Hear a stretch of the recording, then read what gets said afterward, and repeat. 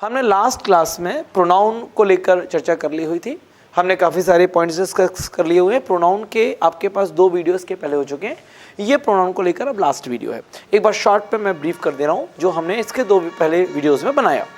सबसे पहले हमने बात की नीदर, ईदर, नन और एनी। नीदर, ईदर 2 के लिए, नन और एनी 2 से ज़्यादा के लिए, ईच 2 के लिए, एवरी 2 से ज़्यादा के लिए, ईच अदर 2 के लिए, वन अनदर 2 से ज़्यादा के लिए। यहाँ तक चर्चा हुई। इतना पढ़ने के बाद फिर हमने 2 टेबल पढ़ी, my, our, your, his, her, it और देयर। इसके बाद नाउन का प्रयोग होगा mine, ours, yours, his, hers, its और देयर्स। इसके बाद नाउन का प्रयोग नहीं होगा। फिर हमने एक बड़ी सी टेबल पढ़ी हु वाली। मानव है और वर्ब है तो हु लगाएंगे, मानव है और सब्जेक्ट है तो हुम लगाएंगे, मानव है और उससे रिलेट कोई नाउन है तो हुज लगाएंगे, निर्जीव है तो विच लगाएंगे, निर्जीव में अनटचेबल है तो व्हाट लगा देंगे, निर्जीव और उससे रिलेट कोई नाउन है तो हुज लगाएंगे, देखिए जगह है तो वेयर लगाएंगे, समय है तो व्हेन लगाएंगे। यहाँ तक चर्चा हुई। फिर उसमें अभी हमें हु हुम विच में 2 पॉइंट्स और डिस्कस करने जो आज हम कंटिन्यू करेंगे। फिर हम और आगे बढ़े तो इसी में चर्चा आई नेक्स्ट हमारे पास फिर जो हमने देखा कि भाई वन और वन ऑफ। यदि आपका सब्जेक्ट वन है तो वंस और वन सेल्फ का प्रयोग किया जाएगा, और वन ऑफ है तो वंस और वन सेल्फ का प्रयोग नहीं किया जाएगा। यहाँ तक आपने पढ़ लिया हुआ था। अब आज हम चल रहे हैं प्रोनाउन के सबसे इंपॉर्टेंट पार्ट की तरफ। एक्चुअली यदि आप प्रोनाउन को लेकर बात करते हैं तो प्रोनाउन में गड़बड़ियाँ क्या होंगी, कैसे होंगी? तो यदि एग्जामिनर आपसे प्रोनाउन पूछना चाहता है तो वो आपसे तब तक प्रोनाउन नहीं पूछ सकता है जब तक कि वो उस वाक्य में आपको नाउन लगा कर ना दे। दैट मीन्स यदि प्रोनाउन एग्जामिनर चाहता है कि आप प्रोनाउन को करेक्ट करें या वो प्रोनाउन के बारे में आपसे इंफॉर्मेशन पूछे, तो जहां पर वो प्रोनाउन लेगा, वाक्य में जहां पर ही प्रोनाउन वो लेगा, उसके ठीक पहले कहीं ना कहीं उसको नाउन लिख कर देनी पड़ेगी, क्योंकि जब तक वो नाउन लिख कर नहीं देगा तब तक वो आपसे प्रोनाउन नहीं पूछ सकता है। तो प्रोनाउन के लिए सबसे पहले किसकी जरूरत है? नाउन की जरूरत है। जब तक नाउन नहीं है हम प्रोनाउन को लेकर कोई डिसीजन नहीं ले सकते हैं। फॉर एग्जाम्पल, जैसे मैंने यहां पर एक सेंटेंस लिखा, that is he is my friend. ये मैंने लिख दिया, ही इज माई फ्रेंड। अब मैं आपसे पूछूं, बताओ भाई ये ही सही है कि गलत है? तो अकेला ही पढ़कर डिसाइड कर पाना बड़ा मुश्किल है कि ही सही है कि गलत है। तो हम अकेले ही को देकर कोई डिसीजन नहीं ले सकते हैं। पर जैसे ही मैंने इसके पहले एक और सेंटेंस जोड़ा और मैंने लिखा I called Sita he is my friend. अब जैसे ही आपने बोला I called Sita he is my friend, तो आपको पता है कि ये ही आपने किसके लिए यूज कर लिया? सीता के लिए। और सीता के लिए ही का प्रयोग नहीं किया जाएगा, तो ही की जगह अब ये क्या हो जाएगा? शी। ये जो एरर आपने की, इस एरर का नाम है प्रोनाउन एरर। पर ये तब होगा जब आपको वाक्य में नाउन दी गई होगी। जब तक वाक्य में नाउन नहीं होगी आप प्रोनाउन को लेकर काम नहीं कर सकते हैं। नाउ अब ये तो मिस्टेक कौन सी हो गई? Gender mistake. जेंडर मिस्टेक मतलब एक से मैस्कुलिन से फेमिनिन और फेमिनिन से मैस्कुलिन।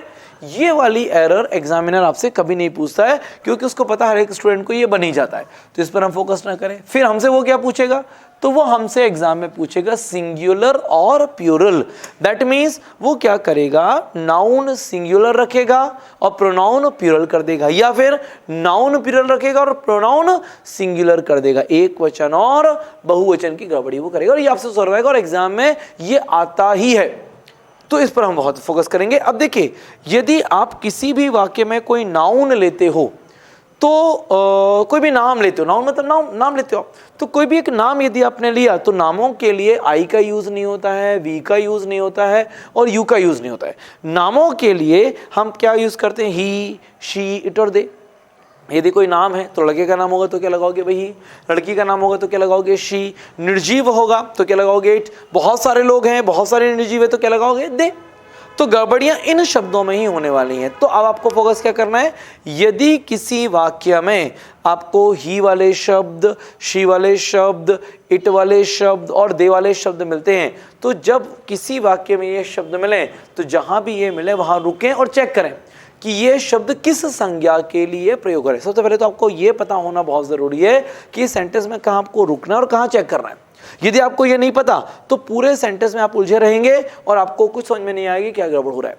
तो सबसे पहला टारगेट क्या है कि सेंटेंस में हमें ये पता चले कि किस शब्द पर रुकना है, फिर उस पर काम करना है। अब यदि किसी वाक्य में आपको ये जो मैंने ऊपर वर्ड लिखे हुए ये सारे के सारे वाक्य मिलते हैं, शब्द मिलते हैं, आपको कोई भी वाक्य मिला और उस वाक्य में ये वर्ड मिले, he, him, his, himself, she, her, herself, it, its, itself, they, them, their और देमसेल्व्स, ये सारे के सारे वर्ड यदि किसी वाक्य में मिले तो उधर रुकें और चेक करें कि ये शब्द किस संज्ञा के लिए यूज हो रहे हैं। क्यों? इन शब्दों में गड़बड़ियां जरूर पाई जाएंगी। ही वाले शब्द, शी वाले शब्द और इट वाले शब्द ये सारे के सारे एक वचन की कैटेगरी में रखे जाते हैं और इन सब का बहुवचन कौन है? दे, देम, देयर और देमसेल्व्स। मतलब यदि आप एक लड़के की बात करोगे तो ही लगाना पड़ेगा, बहुत सारे लड़कों की बात करोगे तो दे लगाना पड़ेगा। यदि आप एक लड़की की बात करोगे तो शी लगाना पड़ेगा, बहुत सारी लड़कियां हैं तो दे लगाना पड़ेगा। यदि आप एक निर्जीव की बात करोगे तो इट लगाना पड़ेगा, बहुत सारी निर्जीव संज्ञाएं हैं तो आपको दे का प्रयोग करना पड़ेगा। तो ये एग्जामिनर आपसे पूछेगा सिंगुलर का प्लूरल और प्लूरल का सिंगुलर, तो इस बात पर आपको फोकस करना पड़ेगा। पर पता कैसे चलेगा? जब आपको ये सारे के सारे शब्द किसी वाक्य में मिलें तो आप वहां रुकें और चेक करें, जहां ये शब्द मिलेंगे उसके आगे जाने की जरूरत नहीं है, जहां ये शब्द मिलेंगे इसके पहले आपको नाउन मिलेगी। दैट मीन्स फॉर एग्जाम्पल, हमने कुछ एग्जाम्पल्स यहां पर लिए, I called some boys, he is my friends. अब जैसे आपको ये सेंटेंस मिला, मैंने एक नॉर्मल सेंटेंस ले लिया है, एग्जाम में उसको बांट कर देगा, सेंटेंस थोड़ा लेंदी होगा, मैंने तो बड़ा सरल सा सेंटेंस लिया हुआ है, पर अभी हम पहले रूल समझ लें फिर लेंदी सेंटेंस की तरफ भी हम आएंगे। I called some boys, he is my friend. अब सबसे पहले तो आप ये देखें कि ऊपर दिए गए वर्ड्स में से कौन सा वर्ड आपको इस वाक्य में मिल रहा है। तो हमें क्या मिला भाई? ही मिला। मतलब रुको, यहाँ रुको, चेक करो भाई, पहले तो आपको वर्ड पता चले फिर उसके एरर देखें हम, तो आपको पता भाई ही जो है उसमें गड़बड़ी होती है। अब आपको ये देखना है कि ही जहां मिला उसके आगे जाने की जरूरत नहीं है, नाउन उसके पहले मिलेगी। तो ये ही किसके लिए यूज कर रहे हो आप? बॉयज के लिए। बॉयज कितने? बहुत सारे, और बहुत सारे बॉयज हैं तो बहुत सारे बॉयज को देखते हुए ही गलत हो जाए, खत्म काम। आपको एग्जाम में तो नहीं करना था, आपने देखा बॉयज बहुत सारे हैं तो बॉयज को देखते हुए ही गलत हो जाएगा, आपने उस डब्बे में गोला मारा, आपका काम खत्म। पर मान लो ही को हटाएं तो लगाएं क्या? सवाल ये भी आता, करेक्शन क्या करें भाई? तो जिस टेबल का वर्ड हटाएंगे उस टेबल का लगाते हैं। तो ही कहाँ मिल रहा है? टेबल नंबर 1 में, ये ही शीट। तो आप यहाँ पर आओ, टेबल नंबर 1 में आपको क्या मिल जाएगा? दे। तो ही को हटाया और ही की है क्या लगा दिया आपने? दे। अब ऑब्वियसली वो एग्जामिनर क्या करेगा, जब भी आपको सब्जेक्ट लगा के देगा तो वर्ब उसके अकॉर्डिंग ही लगा के देगा, ही आर नहीं लिख के देगा वो, क्योंकि उसको पता है ही आर लिख देंगे तो आपको दिख ही जाएगा। तो लिखता ही ऐसा है जिसको पढ़कर आपको कंफर्टेबल फील हो, तो उसने ही इज लिख के दिया पर आपने कर दिया दे, तो वर्ब को भी करेक्ट करें तो दे इज नहीं, अब क्या हो जाएगा? They are. ये वाली एरर एग्जाम में पूछी ही जाती है। अब चाहे वो फिल इन द ब्लैंक में पूछे, चाहे वो सेंटेंस इंप्रूवमेंट में पूछे, और चाहे वो एरर में पूछ ले आपसे। जैसे अगला सेंटेंस देखिए, you bought a book and kept them on the table. अब प्रोनाउन कहां पर मिला आपको? देम। पहले तो आई रिपीट अगेन, पहले आपको प्रोनाउन दिखे, सेंटेंस में आपको दिखे भाई ये प्रोनाउन है, तब आप उसके करेक्शन पे काम करेंगे। जब तक वर्ड ही नहीं दिखेगा तब तक आपको सेंटेंस बहुत डराएगा और सेंटेंस में आप हमेशा कंफ्यूज होते रहेंगे। तो हमें प्रोनाउन कहां मिला? देम। अब बस ये पता करना है कि भाई देम सही है कि गलत है। यदि सही होगा तो कुछ और ढूंढेंगे, गलत होगा तो इस पर काम करेंगे। तो अब देम जहां मिला इसके आगे जाने की जरूरत नहीं है, नाउन कहां मिलेगी? इसके पहले। तो देम यहां मिला। देम किसके लिए प्रयोग हो रहा है? बुक के लिए। कितनी बुक की बात कर रहे हो आप? एक। और एक बुक के लिए आपने क्या लगा दिया? देम। तो उड़ा दो भाई, ये गलत हो गया। किसको देख के गलत हो गया? बुक को देखते हुए देम का प्रयोग नहीं करेंगे। अब देम कहां मिल रहा था? टेबल नंबर 2 में। तो टेबल नंबर 2 का वर्ड हटाएंगे तो टेबल नंबर 2 का ही वर्ड लगाना पड़ेगा। तो क्या लग जाएगा? हिम, हर, इट, इन तीनों में से कुछ एक लगाओ। बुक क्या मानी जाएगी? निर्जीव। तो बुक को देखते हुए हिम नहीं लगेगा, हर नहीं लगेगा, तो क्या लगाना पड़ जाएगा आपको? इट। रिपीट अगेन, एग्जामिनेशन में आपको करेक्शंस नहीं करने हैं, सिर्फ फाइंड आउट करना है। पर करेक्शन हम क्यों कर रहे हैं? ताकि हमारे कॉन्सेप्ट थोड़े बेहतर हो पाए। When people go out, they take his pet dog with them. अब इस सेंटेंस में आपको कहां कहां प्रोनाउन मिल रहे हैं? तो एक आपको मिला them, एक मिला आपको they, एक मिला his और एक मिला them। 3 जगह आपको प्रोनाउन मिले। ये तीनों प्रोनाउन किसके लिए प्रयोग हो रहे हैं? पीपल के लिए। पीपल कितने हो गए? पीपल मतलब लोग यानी बहुवचन हो जाएगा। तो पीपल को देखते हुए दे सही है, पीपल को देखते हुए them सही है, पर पीपल को देखते हुए हिज का यूज नहीं किया जाएगा। क्यों नहीं किया जाएगा? क्योंकि हिज कितने को रिप्रेजेंट करेगा? एक वचन को, और पूरा का पूरा सेंटेंस किस में जा रहा है? प्लूरल में। यदि आप हिंदी कर सकते हैं तो हिंदी करके देखें। तो व्हेन पीपल गो आउट, जब लोग बाहर जाते हैं तो वो लोग उसका कुत्ता अपने साथ ले जाते हैं। तो भाई वो लोग उसका कुत्ता अपने साथ नहीं लेके जाएंगे, वो लोग अपना ही कुत्ता अपने साथ लेके जाएंगे। तो एक्चुअली हम वो उसका को हटा के क्या चेंज कर देते हैं? अपना। तो ये हम करेक्शन कर रहे होते हैं, पर मान लीजिए आप ट्रांसलेट नहीं कर पा रहे हो तो आप इतना पर देखो कि भाई पीपल जब बहुवचन है तो दे सही है, दैम सही है, गड़बड़ी कहाँ हो जाएगी? हिज में। अब हिज कहाँ मिल रहा है? देखो भाई, तो हिज कहाँ पर दिया? टेबल नंबर 3 में। मतलब हिज को हटाएंगे तो टेबल नंबर 3 में से हम क्या ले लेंगे? देयर। तो हिज को हटाया और यहाँ पर क्या कर दिया हमने? देयर। अब सेंटेंस क्या हो जाएगा? When people go out, they take their pet dog with them. ये हमने करेक्शंस किया। The poet and critic introduced themselves. Pronoun कहाँ मिल रहा है? themselves. ये आपको प्रोनाउन मिल गया। अब बस ये पता करना है कि भाई ये सही है कि गलत है। तो हम ये देखें कि themselves किसके लिए लग रहा है। तो यहाँ पर आपके पास सब्जेक्ट क्या है? The poet and critic। आपने सब्जेक्ट वर्ब एग्रीमेंट टॉपिक पढ़ा हुआ है, यदि नहीं पढ़ा है तो पहले वीडियो पे जाइएगा, आपको मिलेगा। सब्जेक्ट वर्ब एग्रीमेंट में हमने डिस्कस किया हुआ था, यदि एंड के साथ 2 आर्टिकल मिलेंगे तो एंड प्लूरल हो जाएगा, और यदि एंड के साथ एक आर्टिकल मिलेगा तो एंड सिंगुलर हो जाएगा। अब यहाँ पर आप क्या बोल रहे हो? द पोएट एंड क्रिटिक, मतलब एक ही व्यक्ति है जो पोएट भी है और क्रिटिक भी है। तो इसका मतलब यहाँ पर कितने की बात की जा रही है? एक की, और आपने लगा क्या दिया? themselves। तो यदि आपका नाउन सिंगुलर है तो themselves गलत हो जाएगा, इसको उड़ा दिया आपने। अब themselves को उड़ाएंगे तो क्या लगा सकते हैं? तो यहाँ पर himself भी लग सकता है और herself भी लग सकता है। तो 2 में से, क्यों? क्योंकि पोएट और क्रिटिक एक कॉमन जेंडर की कैटेगरी में आ जाएगा। तो यहाँ पर आप या तो himself लगा दें या फिर herself का प्रयोग करें। 2 में से कुछ एक आप लगा सकते हो।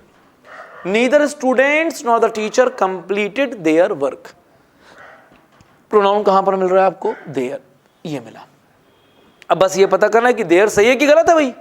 तो देयर को देखते हुए यहां ये तो क्या मिल रहा है? Neither students nor the teacher।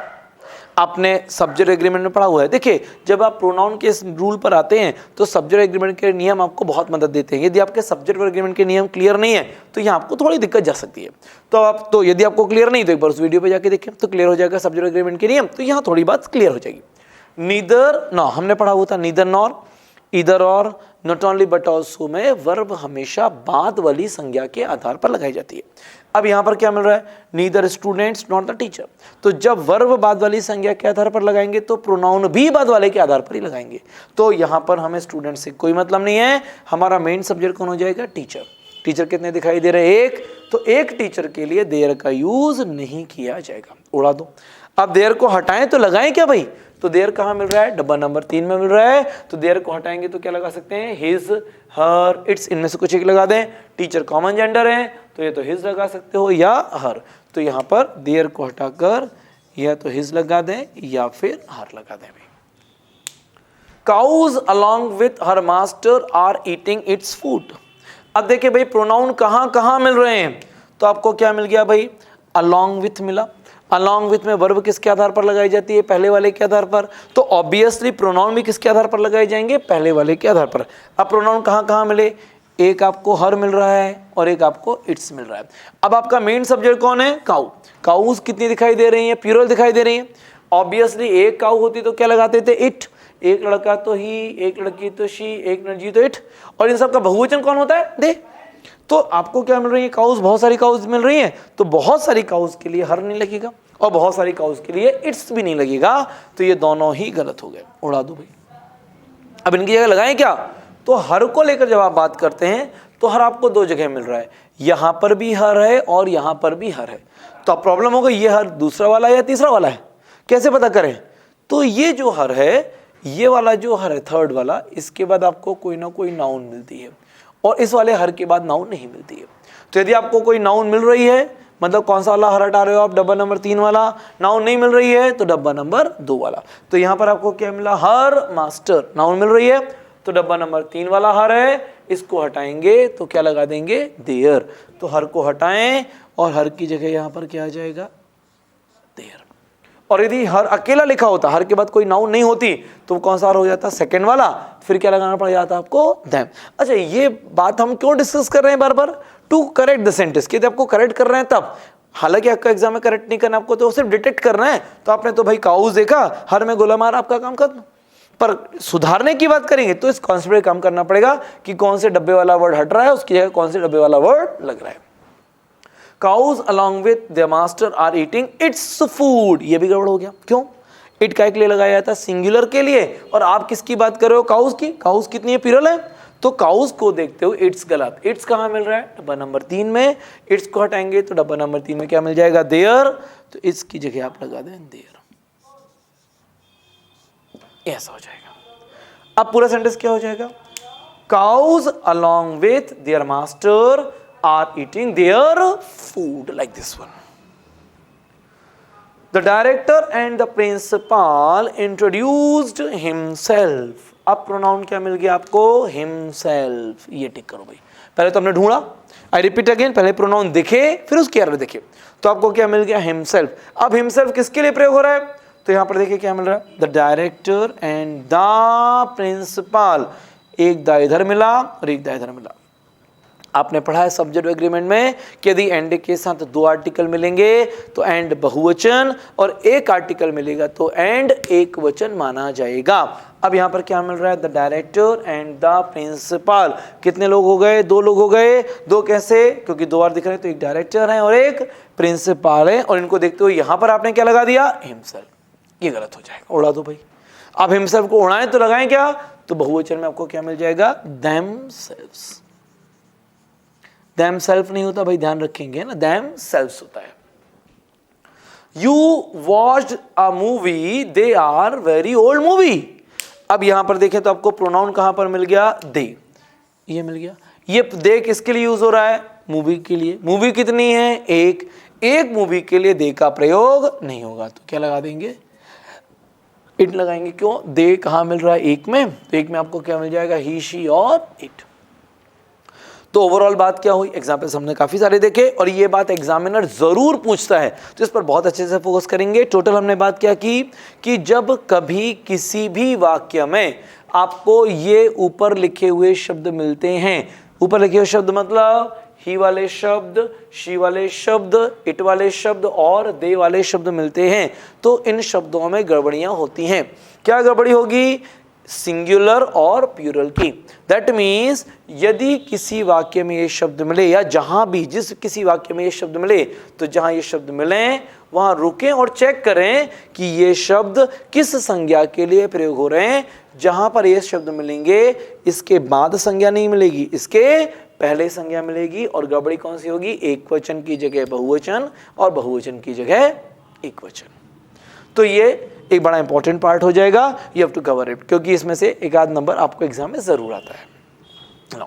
After studying this all, अब 2-3 छोटे छोटे पॉइंट्स और रह गए प्रोनाउन को लेकर, सो वी डिस्कस दैम। तो यहाँ पर हमारा प्रोनाउन चैप्टर फिनिश हो जाएगा भाई।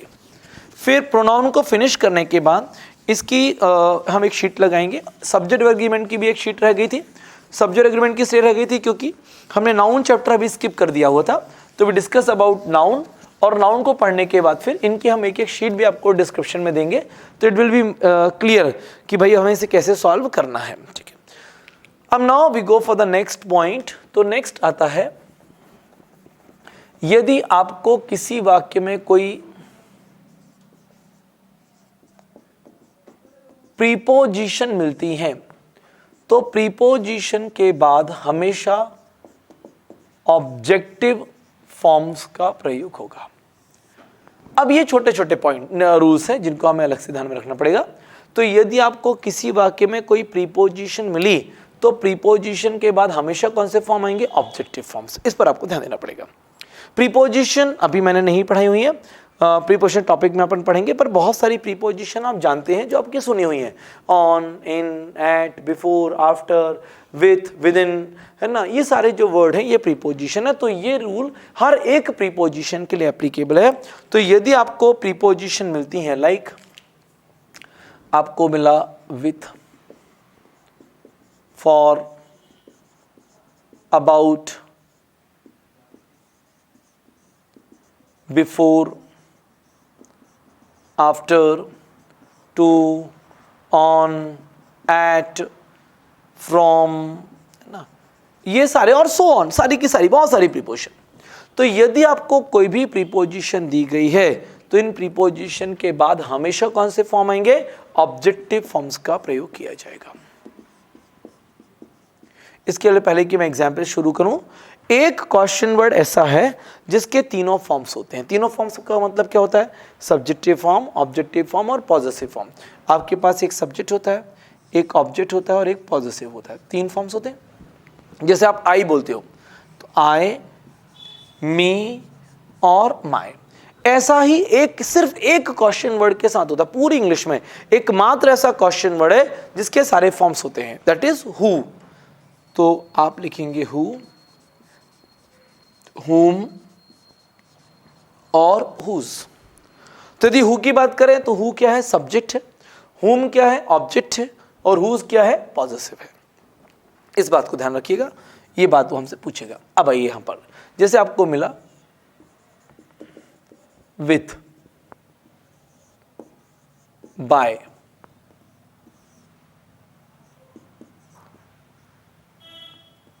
फॉर, अबाउट, ये दिया हो। इसके पहले भी बहुत बड़ा सेंटेंस लिखा और उसके बाद भी बहुत बड़ा सेंटेंस लिखा हुआ है, पर हमें बाकी सेंटेंस से मतलब नहीं है। हमारा टारगेट क्या है कि भाई जहां पर हमको फिल इन द ब्लैंक मिल रहा है उसके पहले क्या मिल रहा है। तो फिल इन द ब्लैंक के पहले आपको क्या मिला? विथ मिला, बाय मिला, फॉर मिला, अबाउट मिला, और ये सब क्या है? Preposition.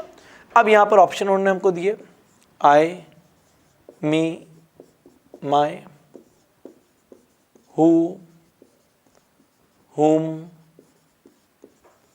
whose,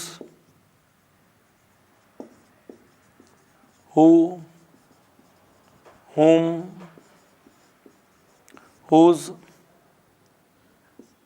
he, him, his, ये दिया हुआ था। अब इसके पहले भी बहुत सारा वाक्य लिखा है, इसके पहले भी बहुत है, उसके बाद में बहुत है, पर हमें बेसिक टारगेट हमारा क्या है? प्रीपोजिशन। आपको क्या मिला? विथ।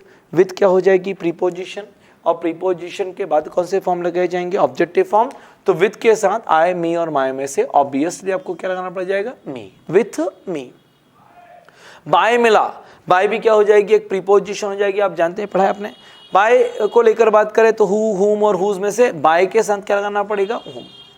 यही बात आपको कहाँ काम आएगी? जब आप पैसिव वॉइस पढ़ेंगे तो हु का आप बाय होम करते हैं। क्यों करते हैं? क्योंकि बाय प्रीपोजिशन और उसके बाद कौन से फॉर्म आते हैं? ऑब्जेक्टिव फॉर्म आते हैं। फॉर मिल गया, फॉर भी एक प्रीपोजिशन है, तो हु, हुम और हुज में से क्या लगाना पड़ जाएगा? हुम, क्योंकि हु सब्जेक्ट है और हुज पॉजेसिव है, तो ऑब्जेक्ट क्या हो जाएगा? हुम। अबाउट मिला, अबाउट के बाद भी कौन से फॉर्म लगाने पड़ेंगे? Objective form. ही, हिम और हिज में से क्या हो जाएगा? हिम। तो नियम क्या आया कि पूरी भाषा में यदि आपको कहीं पर कोई भी प्रीपोजिशन दी गई है तो प्रीपोजिशन के बाद हमेशा कौन से फॉर्म आएंगे? ऑब्जेक्टिव फॉर्म्स का प्रयोग किया जाएगा। प्रीपोजिशन मैंने कुछ बोर्ड पर लिखी हुई हैं और आगे जब प्रीपोजिशन चैप्टर पढ़ेंगे तो ये बात और अच्छे से क्लियर हो जाएगी। इसके अलावा ध्यान रखेंगे हु सब्जेक्ट है, हुम ऑब्जेक्ट है और हुज पॉजेसिव है। तो यदि ये सारी प्रीपोजिशन मिलती हैं तो इनके बाद कभी भी हु नहीं आएगा, हुज नहीं आएगा, हमेशा हुम का प्रयोग किया जाएगा। Now, after this one, we go for the next.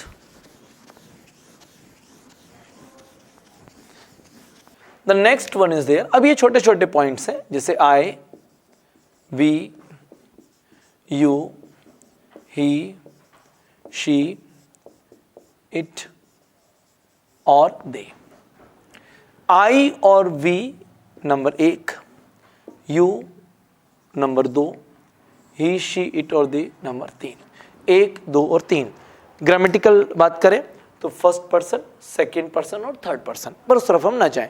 1, 2, 3 की बात करें। मैं हमेशा ये एग्जाम्पल देता हूँ, it is easy to learn, थोड़ा सा जल्दी हमको ध्यान में रहता है, इसे एग्जाम्पल की तरफ हम जाते हैं।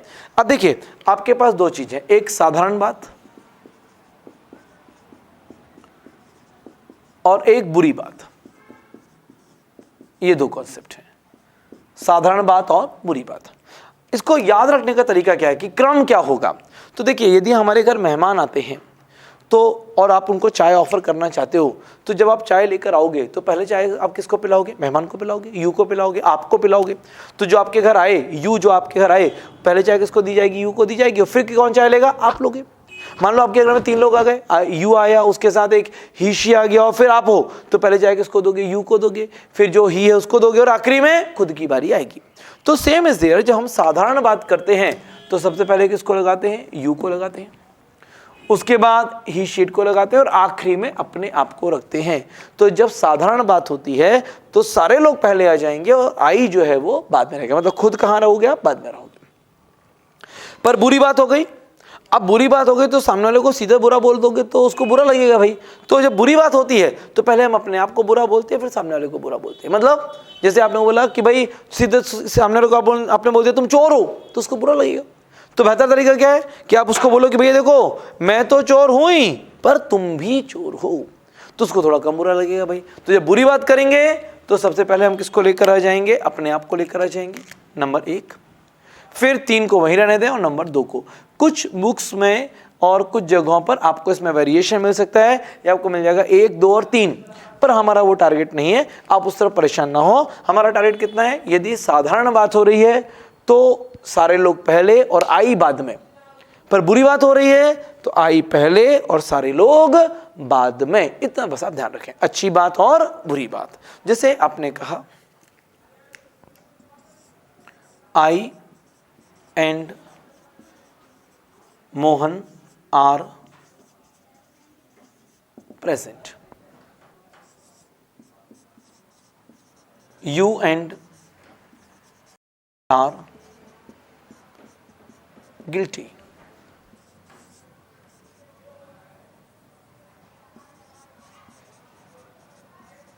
Mohan and myself are friends. ये हो गया। अब क्या मिला, आई एंड मोहन आर प्रेजेंट। तो यदि आप आई एंड मोहन बोल रहे हो कि आई और मोहन प्रेजेंट है तो कोई बुरी बात तो नहीं, अच्छी बात है। तो फिर आई एंड मोहन नहीं होगा, इसको लिखने का सही तरीका क्या हो जाएगा, Mohan and I R present. क्यों, जब अच्छी बात है तो सारे लोग पहले और खुद बाद में हो जाओगे आप। You and I R guilty, guilty का मतलब क्या हो जाएगा, दोषी। दोषी मतलब कोई बुरी बात करी तभी तो आप दोषी हो गए। तो जब दोषी हो जाएंगे तो सही क्रम क्या हो जाएगा, तो यू एंड आई नहीं होगा। जब बुरी बात होगी तो खुद को पहले रखें और दूसरों को बाद में रखें, तो हो जाएगा I and you are guilty.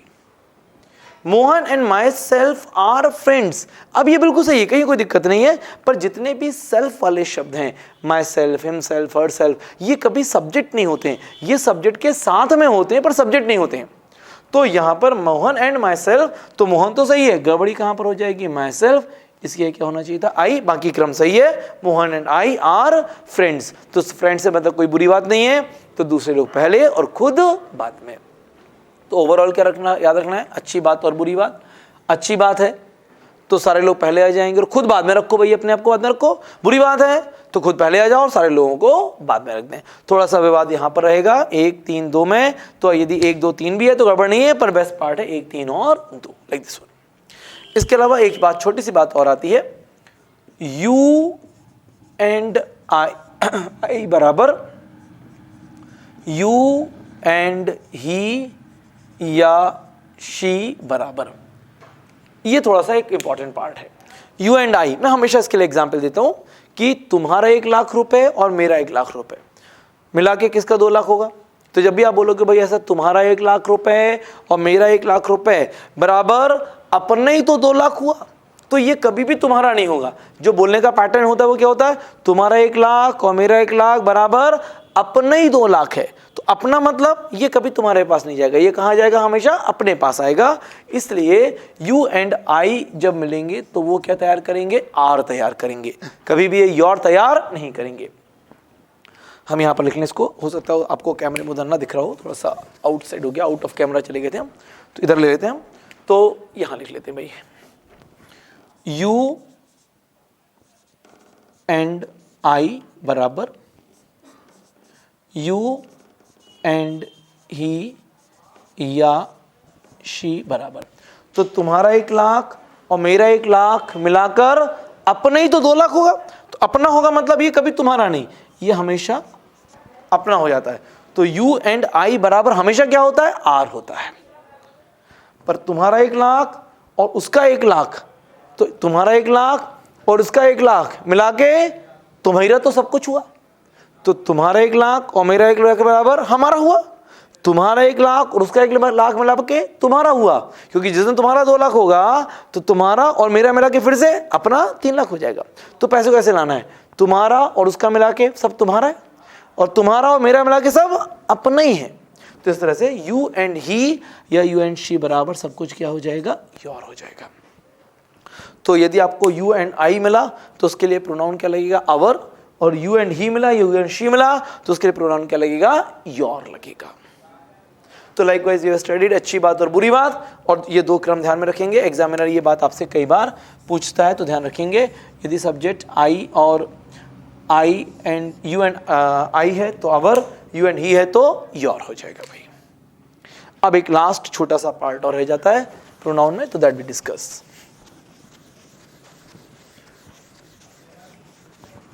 जब आपको कोई रूल एप्लीकेबल ना हो, आपने सारे नियम लगा दिए सारे वाक्यों में और कोई नियम नहीं लग रहा है, तो आखिरी में ब्रह्मास्त्र नियम काम करता है। ब्रह्मास्त्र नियम का मतलब है कि कोई नियम नहीं लग रहा है तो उसको लगा दो।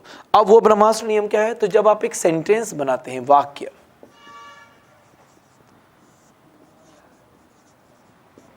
तो सेंटेंस का फॉर्मेट है एस, वी, ओ, पी और टी। सेंटेंस हमेशा ऐसे ही बनता है। एस का मतलब है सब्जेक्ट, वी का मतलब है वर्ब, ओ का मतलब है ऑब्जेक्ट, पी का मतलब है प्लेस और टी का मतलब है time. Subject, verb, object, place और टाइम। पूरी इंग्लिश में कहीं पर कोई वाक्य है तो एक स्टैंडर्ड फॉर्मेट है हर एक वाक्य का।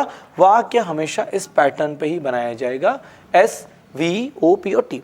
अब मान लीजिए आप कोई नियम नहीं लग रहा है, हु विच नहीं लग रहा है ना, वन ऑफ नहीं लग रहा है, ठीक ना, मायावली, और कोई नियम नहीं लग रहा है, तो आप ये देखो कि जो फिल इन द ब्लैंक है वो कहां पर है, वर्ब के पहले है या वर्ब के बाद है।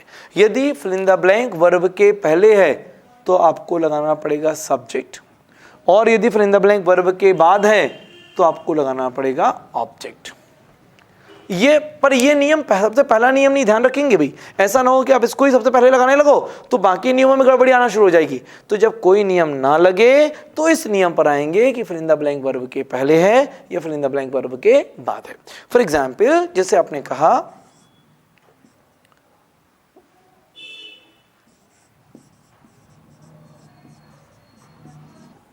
I have called Mohan and fill in the blank in the party। अब देखिए, have called ये क्या हो जाएगी, वर्ब, और वर्ब के बाद जब fill in the blank मिलेगा तो कौन से फॉर्म लगाए जाएंगे, ऑब्जेक्टिव फॉर्म लगाए जाएंगे। तो I have called Mohan and she, her, hers, इसमें से ऑब्जेक्टिव फॉर्म आपको क्या दिखाई दे रहा है, हर। she कहाँ लगाया जाएगा, वर्ब के पहले। hers कब लगाया जाएगा, जब आखिरी में कुछ ना मिले, कोई नाउन ना मिले, तो बेहतर ऑप्शन क्या हो जाएगा, हर। पर आई रिपीट, ये जो नियम लगेगा ये कब लगेगा, जब कोई नियम ना लगे तब। जैसे आपने कहा fill in the blank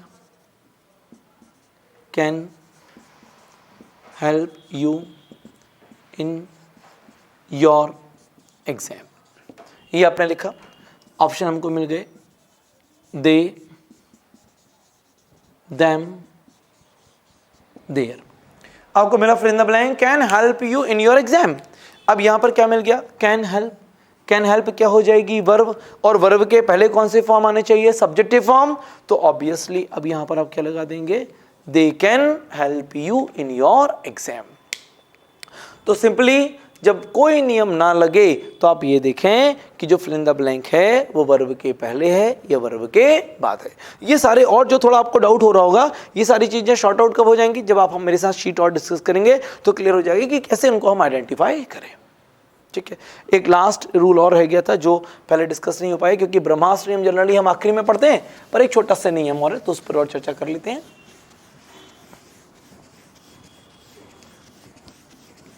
now the last one is there,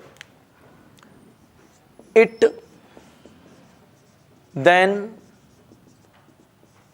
as और सो एज।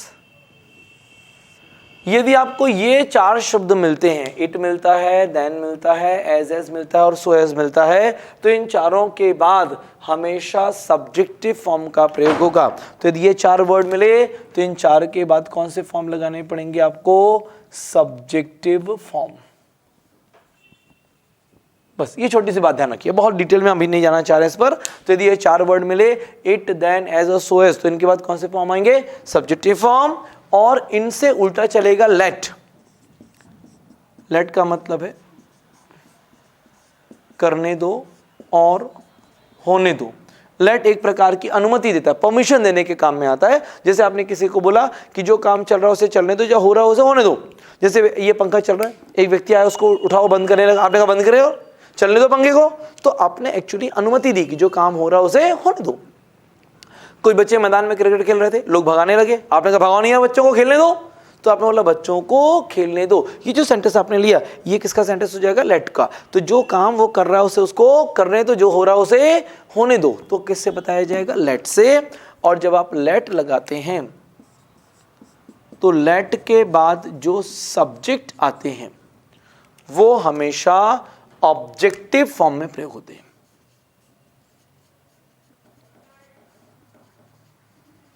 ऑब्जेक्टिव फॉर्म मतलब मी, अस, यू, हिम, हर, इट और देम।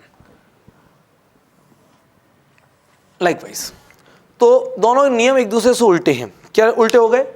इन चारों के बाद कौन से फॉर्म आएंगे? Subjective form. और लेट के बाद जो सब्जेक्ट आएगा वो किस फॉर्म में आएगा? ऑब्जेक्टिव फॉर्म में। ऑब्जेक्टिव फॉर्म मतलब मी, अस, यू, हिम, हर, इट और देम। अब यदि कोई नाम आएगा तो नाम को ऑब्जेक्टिव फॉर्म में नहीं करते, लेट राम, लेट मोहन, वो वैसे के वैसे यूज होंगे। एक और बात, लेट के बाद जो वर्ब आती हैं वो हमेशा फर्स्ट फॉर्म में होती हैं। कई बार एग्जामिनर ये वाली बात भी पूछ लेता है, वर्ब को सेकंड या थर्ड फॉर्म में देता है, तो लेट के बाद जो वर्ब आएगी वो किस फॉर्म में आएगी? ऑब्जेक्टिव फॉर्म में। इन चारों के बाद सब्जेक्टिव फॉर्म और लेट के बाद ऑब्जेक्टिव फॉर्म्स। जैसे आपने कहा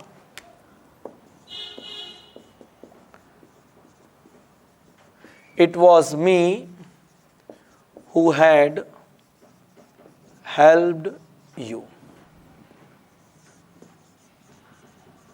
Mohan is as old as her. You are taller than him. ये आपने लिखा। अब जब हम कम्युनिकेट करते हैं, आप में से जो लोग भाषा बोलते हैं और पढ़ रहे होंगे उनको थोड़ा अजीब लगेगा, पर एक्चुअली कम्युनिकेशन अलग है और ग्रामर अलग है। क्योंकि हम ग्रामर कम्युनिकेशन में बहुत ग्रामर डीप फॉलो नहीं करते हैं। जैसे बोलते हैं it was me who had helped you, तो एक्चुअली इस वाक्य में जो मी है ये मेन सब्जेक्ट है, जो इट है ये तो मी पर जोर देने के लिए आया हुआ है। इट के 2 यूज है आपके पास, एक निर्जीव संज्ञाओं के लिए आप इट लगाएंगे, वो एक अलग बात है, और यहां पर जो इट आ रहा है वो निर्जीव संज्ञाओं के लिए नहीं आ रहा है, वो उस बात पर जोर देने के लिए आ रहा है।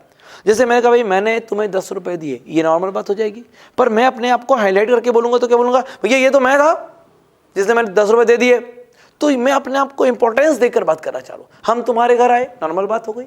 हम यदि हम नाम के शब्द को आप एम्फेसाइज करोगे तो बोलोगे ये तो हम थे भैया जो आ गए, तो ये अपने आप को एम्फेसाइज किया। तो सेम इज देयर, ये इट जो है ये मी पर जोर देने के लिए आया है, क्योंकि मदद करने का काम तो मैंने किया। तो मेन सब्जेक्ट कौन है? मी, सिर्फ इट इस पर जोर दे रहा है, तो इसीलिए इस मी की जगह ये क्या हो जाएगा? आई। तो इट वॉज मी नहीं होगा, it was I who had helped you. Same is Mohan is as good as her. अब क्या मिल गया? एज मिल गया। ये एज और देन, ये दोनों शब्द हम कहां से लेकर आए? डिग्री से। अगला टॉपिक डिग्री, वहां हम चर्चा करेंगे। तो जब सब्जेक्ट और ऑब्जेक्ट की बात होती है तो जो काम करता है वो सब्जेक्ट, और उस काम का असर जहां होता है वो ऑब्जेक्ट, ये ऐसे चलता है। जैसे मैंने मोहन को थप्पड़ मारा, मारने का काम किसने किया? मैंने, तो मैं सब्जेक्ट हो जाऊंगा। उस थप्पड़ का असर कहां दिखाई देगा? मोहन पे, तो मोहन क्या हो जाएगा? ऑब्जेक्ट। तो ये सब्जेक्ट और ऑब्जेक्ट हुआ। पर जब आप डिग्री की बात करते हो तो 2 लोगों की आप तुलना करते हो, और तुलना करते हो तो दोनों क्या हो जाते हैं? वाक्य के सब्जेक्ट। जैसे राम उतना ही लंबा है जितना मोहन, तो दोनों का आपने इक्वल बताया, मतलब दोनों क्या हो जाएंगे? वाक्य के सब्जेक्ट। तो इसीलिए एज या सो एज या देन के बाद भी कौन से फॉर्म लगाने पड़ेंगे? Subjective form. तो Mohan is as tall as her, ये गड़बड़ हो जाएगा, इसके है क्या हो जाएगा शी। अब शी पर वाक्य को खत्म करना बड़ा ऑकवर्ड लगेगा, मतलब Mohan is as good as she, ये बोलना थोड़ा अजीब है, तो हम उसको वर्ब पर खत्म करते हैं, मतलब Mohan is as good as she is, ऐसा आप बोलेंगे तो बोलने में थोड़ा कंफर्टेबल महसूस होगा। पर मान लीजिए एग्जामिनर ने इज नहीं भी लिखा हुआ है तो भी आपको इसके बाद कौन से फॉर्म लगाने पड़ेंगे, subjective form. Same is here, you are taller than him, ये हिम गलत हो जाएगा, हिम की जगह क्या हो जाएगा, ही। क्यों, देन मिल गया तो देन के बाद भी कौन से फॉर्म आएंगे, सब्जेक्टिव फॉर्म। तो जब ये 4 वर्ड मिले तो इनके बाद कौन से फॉर्म लगाए जाएंगे, सब्जेक्टिव फॉर्म, और लेट के बाद कौन से फॉर्म लगाए जाएंगे, ऑब्जेक्टिव फॉर्म। जैसे आपने कहा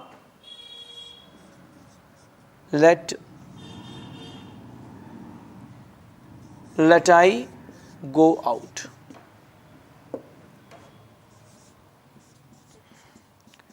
let they play the match,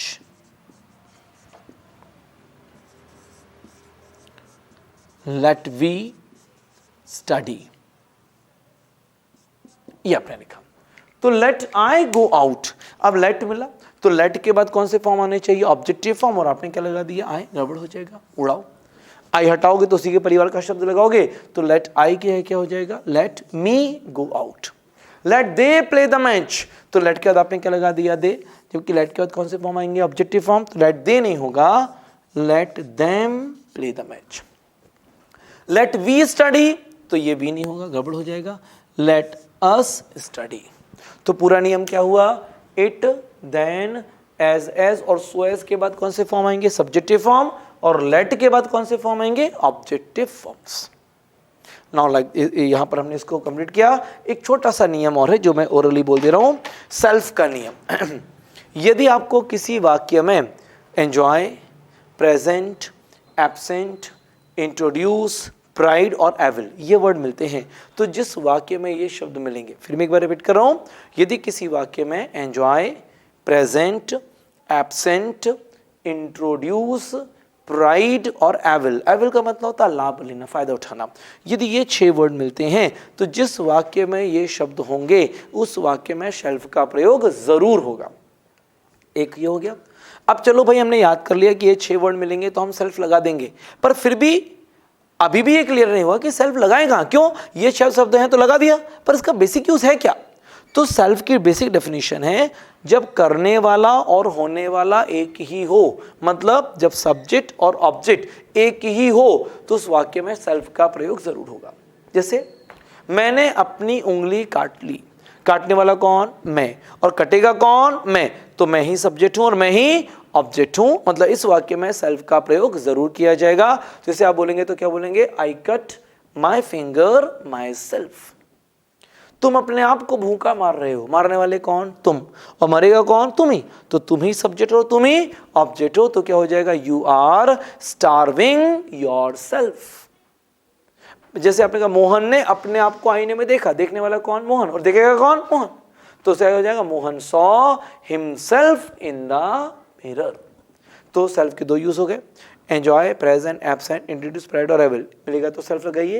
ये जब करने वाला और होने वाला एक ही होगा तो सेल्फ का प्रयोग किया जाएगा। अब ये सारे नियमों को जब हम समराइज करेंगे तो हमारे पास प्रोनाउन चैप्टर तैयार हो जाएगा। तो जब मैं आपको प्रोनाउन पढ़ाऊंगा तो उसको शुरू करने से, मतलब प्रोनाउन की जब शीट में आपको कराऊंगा तो उसको शीट को डिस्कस करने से पहले इन पूरे रूल्स को मैं समराइज करके आपको एक बार दूंगा बोर्ड पे। सारा कुछ हम समराइज करेंगे तो 10-12 पॉइंट्स में तैयार हो जाएगा और उन पॉइंट्स को सामने रख के फिर शीट सॉल्व करना हम शुरू करेंगे तो आपके लिए शीट काफ़ी हद तक ईजी हो जाएगी। तो यहाँ पर हमारे अब 3 चैप्टर फिनिश हुए, पर्टिकुलरली आज प्रोनाउन खत्म हुआ। इसके पहले हमने इंट्रोडक्शन ऑफ वर्ब आपको दिया, इंट्रोडक्शन ऑफ वर्ब के बाद हमने फिर सब्जेक्ट एग्रीमेंट पढ़ा, सब्जेक्ट एग्रीमेंट पढ़ने के बाद हमने प्रोनाउन पढ़ा। इसके बीच में एक टॉपिक मिसिंग है, दैट इज नाउन। तो अगला वीडियो जो रहेगा वो नाउन का रहेगा। नाउन का वीडियो करने के बाद फिर इनकी शीट्स पर हम आ जाएंगे तो आपके लिए थोड़ा सा ईजी हो जाएगा और क्लियर हो जाएगा कि भाई पढ़ा तो है पर शीट को कैसे सॉल्व करें। तो दैट्स इट फॉर टुडे।